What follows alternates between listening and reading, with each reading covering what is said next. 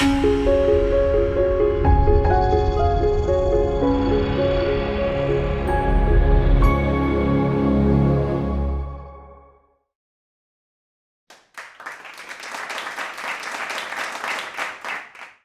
purported Aryan invasions are supposed to have taken place around 1500 BCE, and that date is generally believed. All kinds of deductions are made from it, but it is in fact very uncertain. Max Muller on some Blue Monday decided that the Rig Veda was from 1500 to 1200, and later, of course, he said that this was very uncertain, that this was just a guess, but ever since it has become the orthodoxy. Yet, even in the old days, there were other Western scholars who did not believe this, like Maurice Winternitz, in his History of Indian Literature, says that it is hard to conceive a large and complex literature like the Vedas, Brahmanas, Upanishads, and so on, all pre-Buddhist literature together to make up only a period of 1000 years. Also, the language evolves a lot in that period. So he would like to see, as more realistic, a larger time period, which means the Vedas in 2000 BC or 2500 BC.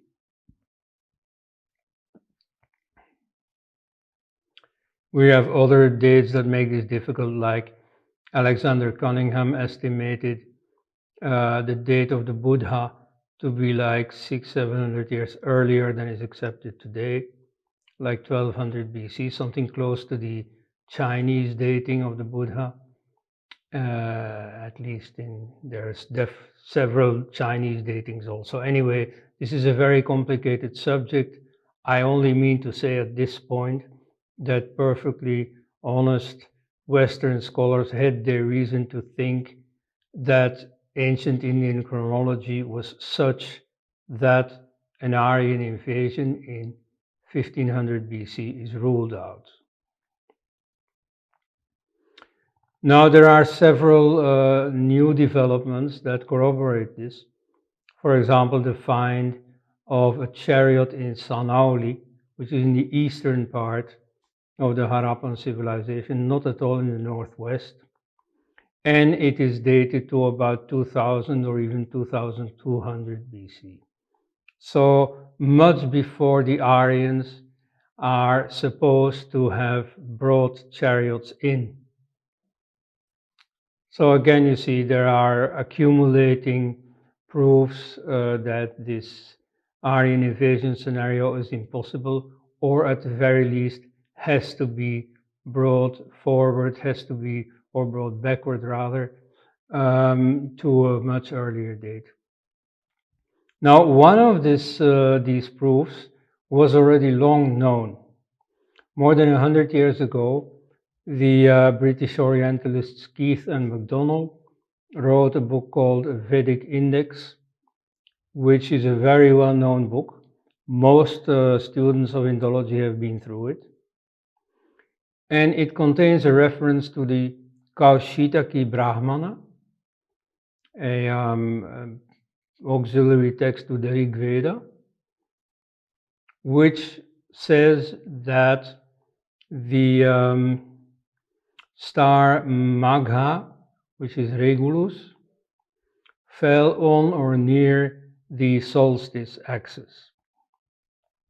Now, thanks to the precession of the equinoxes at the rate of 1 degree per 71 years, we can calculate backwards when this took place. So this is an unambiguous reference to the period of about 2300 BC.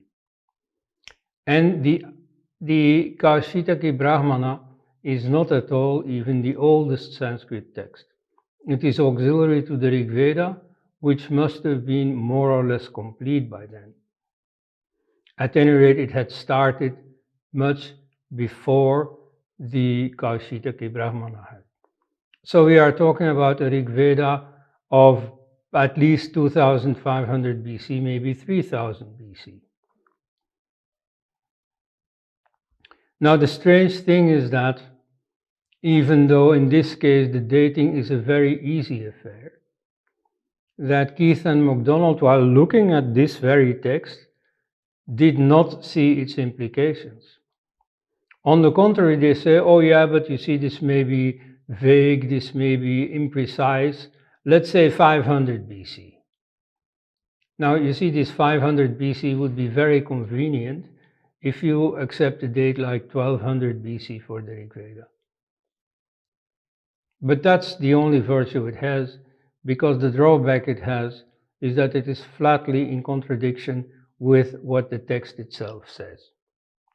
And so here we are not bringing in any esoteric information. There is also no new discovery involved. This is a text that has been available for more than a century, and one that is easily available, that most students of Indology have worked through.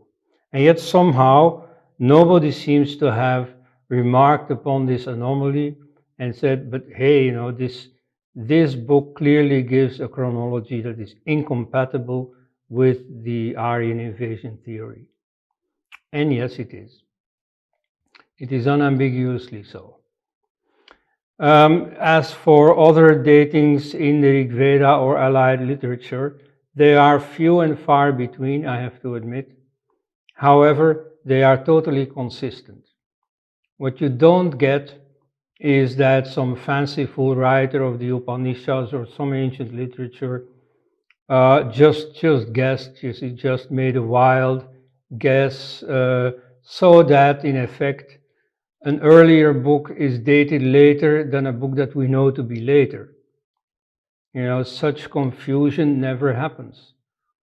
Older books have astronomical references that are older than the astronomical references in known younger books. So we have an entirely consistent astronomical information. There is also the explanation that, well, you see, they may have retained some astronomical information from their great grandfather, and then you see this was conventional to give this astronomical information. Now that is quite bizarre, because this was a strange civilization where everybody kept talking about observations in the sky that were no longer applicable, and they never used their own eyes to see where the stars were in their day. In fact, there is one case where this is clearly impossible. It is the Vedanga Jyotisha. It is the classic of astronomy. In those days, the word Jyotisha did not mean astrology or horoscopy as it does today.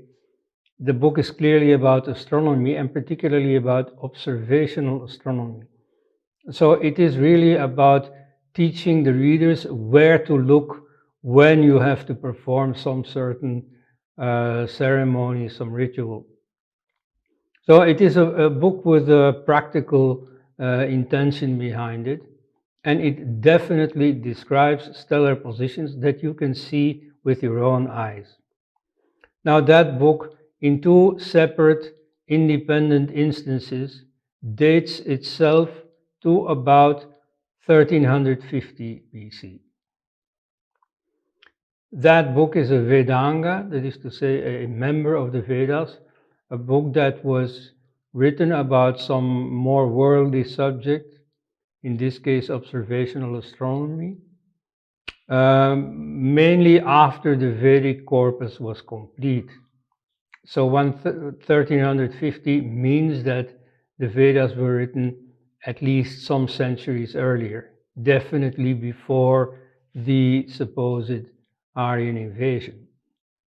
And again, you see, this is a totally clear chronology that nevertheless, in most Indological literature, is denied, and they say with David Pingree that it is only from 500 BC or even later.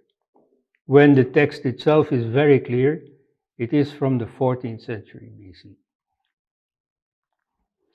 So a problem we face here is simply the denial of many scholars of the facts that they see before their own eyes. The stonewalling. You see, we see this nowadays in the debate about the homeland, where new evidence is brought in, where a new approach is brought in from the literary evidence, namely by Shrikant Alagiri, that is simply being cold-shouldered by the established scholars. So this goes quite far. In the case of the astronomical evidence, already for more than a century, they are looking away from facts that stare them in the eyes. So therefore, in practical terms, what I call on is on all scholars to really look at the evidence that presents itself, not only at that which is convenient, at that which confirms or at least does not conflict with the established paradigm, but also the evidence that questions the established paradigm. Thank you.